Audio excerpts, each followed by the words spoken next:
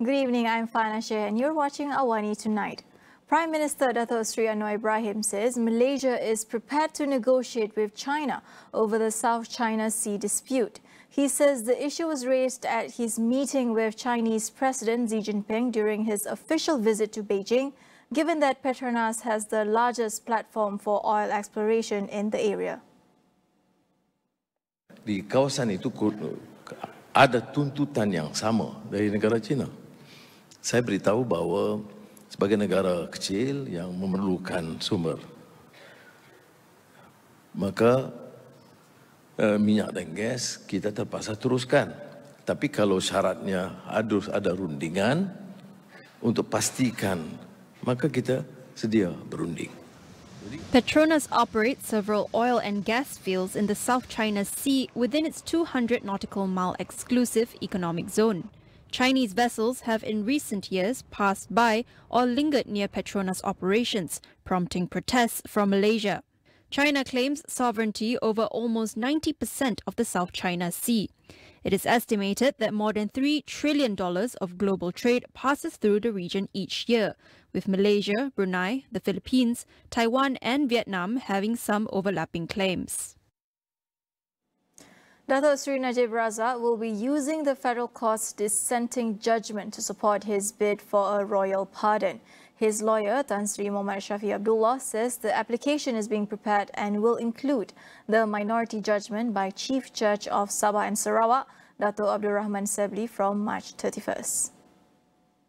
Shafi said the pardon request would state that the former Prime Minister did not receive a fair trial, where his case was not heard in the apex court, but it had heard the prosecution. He also said the majority judgment would be sent to the Yang di-Pertuan Agong to determine which was the better judgment. Last week, the federal court delivered a 4-1 majority decision in dismissing Najib's bid to review his conviction and sentence in the SRC international case.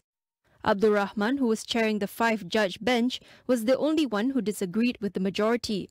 In his dissenting judgment, he said Najib did not have effective legal representation after his then lead counsel, Dato' Hisham Teh Potek, sought to discharge himself. The pardon application is expected to be submitted within the week.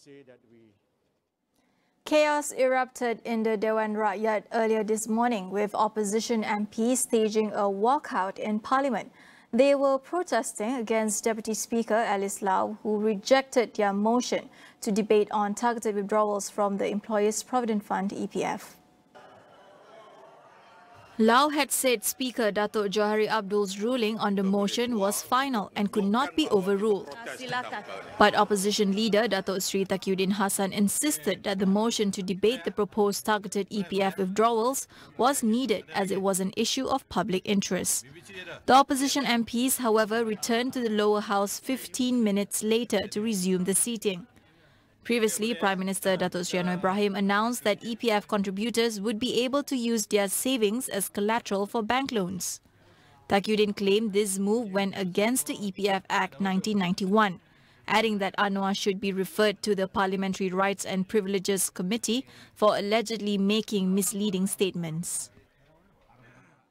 The maximum retail price of bottled cooking oil will remain unchanged from this Saturday until May 7th. The Domestic Trade and Cost of Living Minister, Dato' Sri Salahuddin Ayub, says this is to ease the people's burden, especially during the Ramadan and Raya period. Purata harga sawit mentah untuk bulan Mac 23 adalah 4,139 per tan metrik berbanding RM 3,908 per tan metrik pada bulan Februari 2023. Kenaikan harga ini sekaligus akan menyebabkan berlakunya kenaikan harga runcit. Tetapi kerajaan melalui KPDN pada hari ini mengambil tanggungjawab untuk kita tidak menaikkan harga minyak sawit kemasan botol. Ini adalah untuk kita menjaga keperluan rakyat.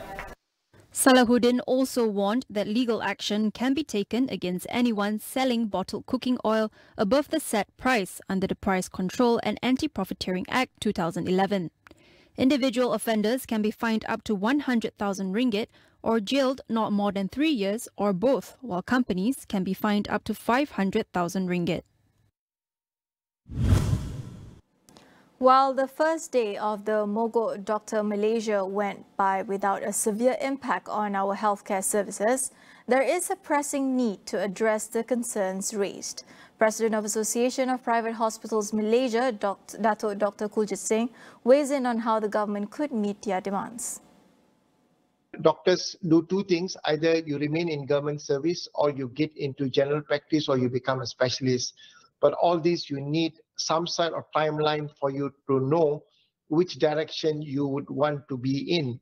So currently, because of the contract system, it's very difficult for a doctor to plan whether he or she will be able to get into a specialized program, or whether will there be a job after 2 years, after 3 years. So that uncertainty has caused a lot of discomfort and also worrying.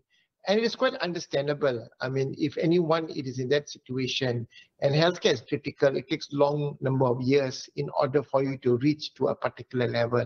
So I think that is their concern. Kuljit called for a clear and transparent employment system to better support contract doctors in planning their careers. But I think what is more important is the government should take note of this very seriously.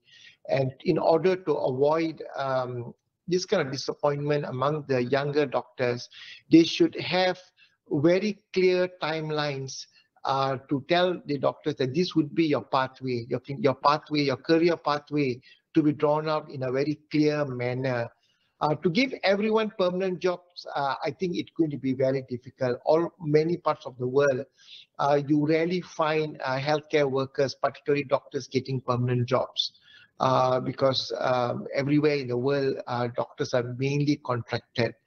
So in that sense, I think the government need to be proactive enough to, especially with this government, in a to reform the healthcare system. I think they should start the reformative exercise in the public sector. We will go for a quick break. Don't go anywhere.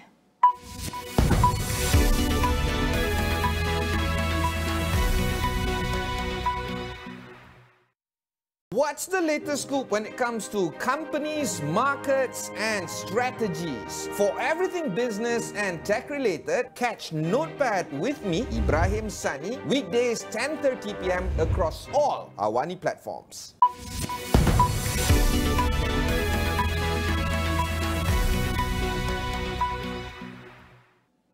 Welcome back. Former US President Donald Trump has confirmed he will leave his Florida resort to travel to New York City, where he will appear in court on Tuesday following his indictment.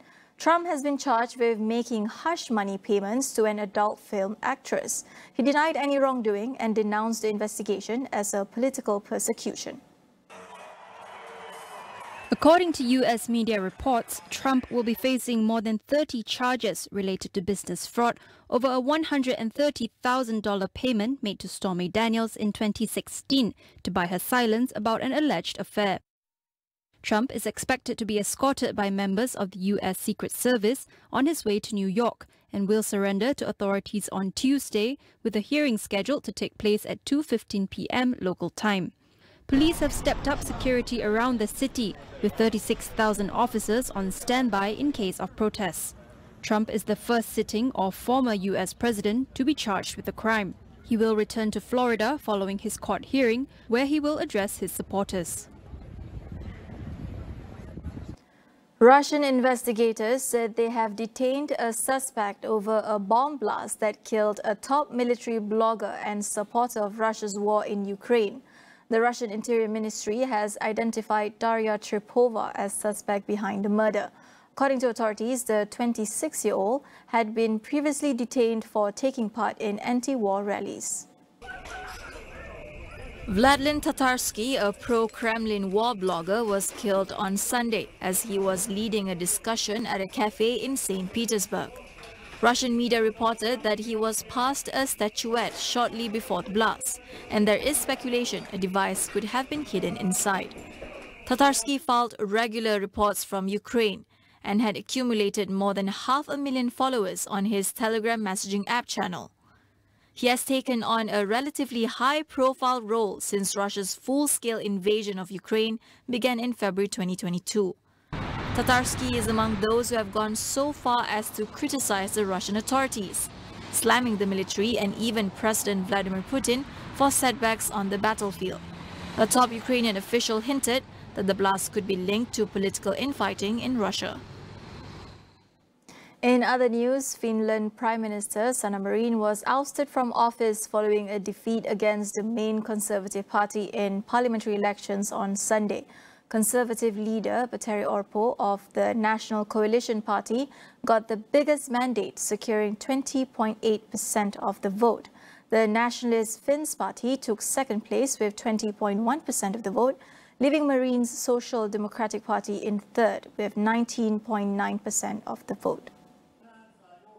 That means the Conservatives will have the first chance to form a coalition to obtain majority in Parliament, and if they succeed, 53-year-old Orpo will become the next Prime Minister. And people are very worried about our economy, and we have good program how to boost our economy, what kind of reforms we are going to do, and this was our message. We will fix our country. Marin remains very popular, particularly among young moderates at home, and was widely credited for steering Finland's imminent entry into NATO. But she angered some Conservatives with lavish spending on pensions and education they see as not frugal enough. The National Coalition Party has promised to curb spending and stop the rise of public debt, which has reached just over 70% of GDP since Marin took office in 2019.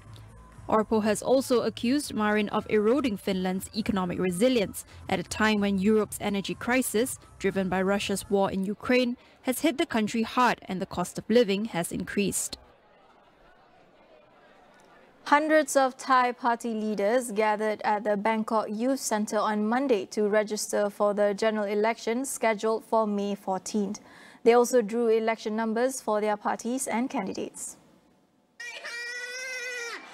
Among the leaders seen today were Prime Minister Prayut Chan-o-cha, as well as rivals Prawit Wongsuwan and Per-Thai leader Bangtongtan Chinawat. They have until the end of the week to register. Meanwhile, candidates for the Prime Minister position will register on Tuesday. In other provinces, key party members led their constituency candidates to register at community halls and public venues. The Thai election will see 400 directly elected seats and a further 100 seats decided by proportional representation. The Prime Minister's position is chosen in the following weeks by combined vote between the lower house and the 250 senators. That is all we have for you on AWANI tonight. I'm Fana Shea. Thank you for watching.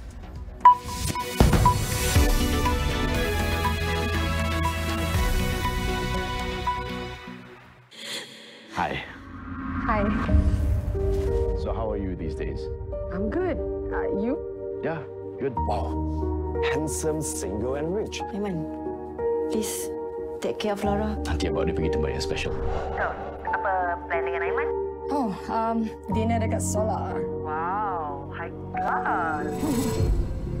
Ini semua salah faham. Kenapa saya nak apa-apa ke dia? Why, Lara? Kenapa you buat semua ni? I thought I was just helping you, Lara. Dia pernah buat benda macam ni dulu. Dia memang penipu. Liar. Two sides, one truth. Episod baru setiap Sabtu, on demand dan Isnin di Astro. Rasulullah sallallahu alaihi wasallam pernah bersabda, mempergunakan agama demi kesenangan. Astagfirullahaladzim. Imam, Cik Chong is kill baby fish. Saya hanya takut pada Allah. Buku ni. Ni jaga punya kan? Taklah. Namun rahsianya hampir terbongkar. Aku kena juga buat sesuatu untuk singkirkan Imam Pantau. Imam Instant Ustazah Scammer di Astro dan On Demand. Ustaz aku hantu harta, instant. Salam Ramadan Al-Mubarak. Bukalah hati.